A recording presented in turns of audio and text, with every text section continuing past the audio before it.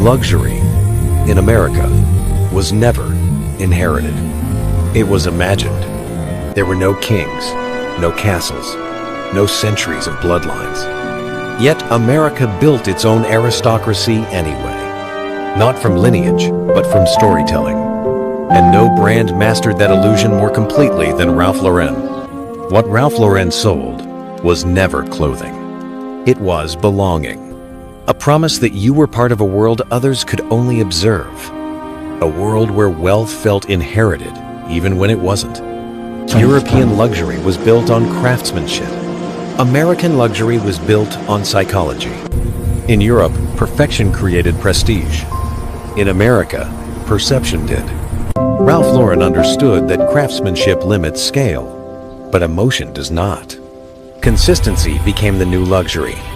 Every product whispered the same story. The polo logo was never decoration. It was a signal. Polo is inaccessible by design, which made it the perfect symbol of quiet power. From across a room, it spoke without words. It said everything money wasn't supposed to say out loud. Before Ralph Lauren, American masculinity was loud, rigid, aggressive. Ralph Lauren replaced force with control, and noise with silence. Power no longer needed to announce itself. It simply existed. Luxury pricing was never about cost. It was about exclusion. The higher the price, the narrower the door. And that was the point. Paying was proof you belonged. Not because you could afford it, but because you understood it. Price became the test. And passing it changed how you saw yourself. Ralph Lauren was not immediately welcomed by the luxury world. In fact, much of it resisted him. Department stores believed his vision was too narrow, too elitist, to succeed in America.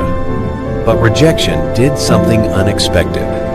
It made the brand feel forbidden. Scarcity created hunger, and hunger created myth. By the time Ralph Lauren became widely available, it already felt elite. Not because it was rare, but because it once was. American luxury had a problem. It had no ancient past to lean on. So it borrowed one, quietly. Ralph Lauren adopted British countryside imagery, but filtered it through American confidence. The result felt timeless, even if it wasn't real. Consumers didn't question the history. They felt it. Before celebrities, there were power brokers, bankers, financiers, old families. These were the first real clients of American luxury. Invisible, but influential. Their approval mattered more than fame, because power lasts longer than attention. Only after elite validation did celebrities appear. And by then, the brand was already untouchable. One of Ralph Lauren's most powerful images was the American West. Wide skies, open land, endless space. But this was not about freedom. It was about control. True wealth isn't movement. It's the power to stop. The Western fantasy sold ownership as peace, and isolation as privilege. Ralph Lauren sold homes long before selling furniture. Rooms before objects. These spaces were not real, but they felt familiar. They trained the eye and softened resistance. By the time products arrived, belief already existed. The world felt complete. Luxury did not survive by chasing the future. It survived by protecting the past. Not the real past, but a carefully edited memory of it. American luxury brands learned early that nostalgia is powerful. It makes wealth feel permanent. In a rapidly changing society, nostalgia offers stability, and stability feels expensive. Ralph Lauren perfected this illusion. Every collection felt like a continuation. Nothing looked new. Nothing felt temporary. Luxury was framed as something timeless, even as trends outside collapsed and shifted.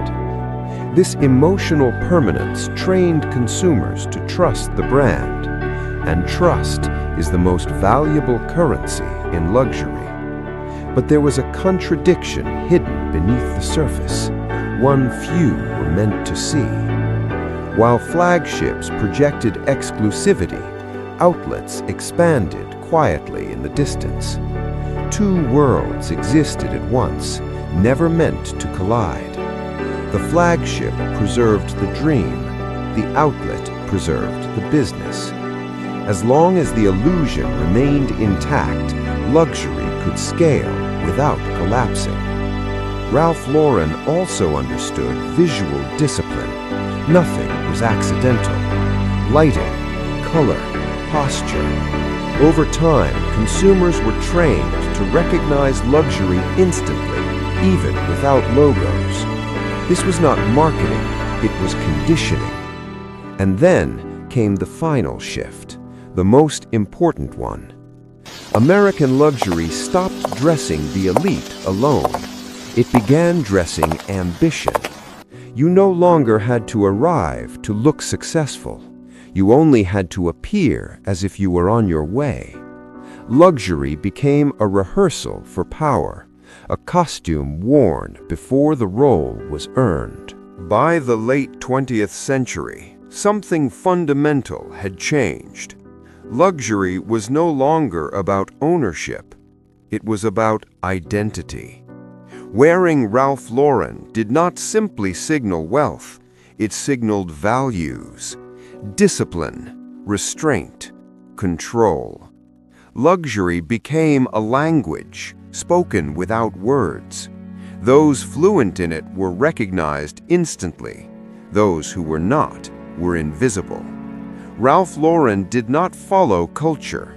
He shaped it. He taught America what success should look like, how it should move, how quietly it should speak.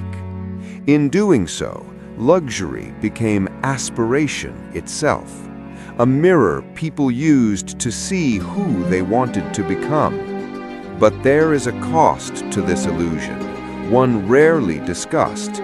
When identity is worn, it must be constantly maintained. Luxury demands performance, and performance never rests. Still, the illusion endures, because aspiration is powerful. Ralph Lauren did not dress the elite, he defined them. And in doing so, he reshaped how modern society understands success itself. The most powerful luxury of all is knowing the truth behind the illusion. Subscribe for more untold histories of power, prestige, and the brands that quietly shape who we become. Because once you see luxury clearly, you can never unsee it.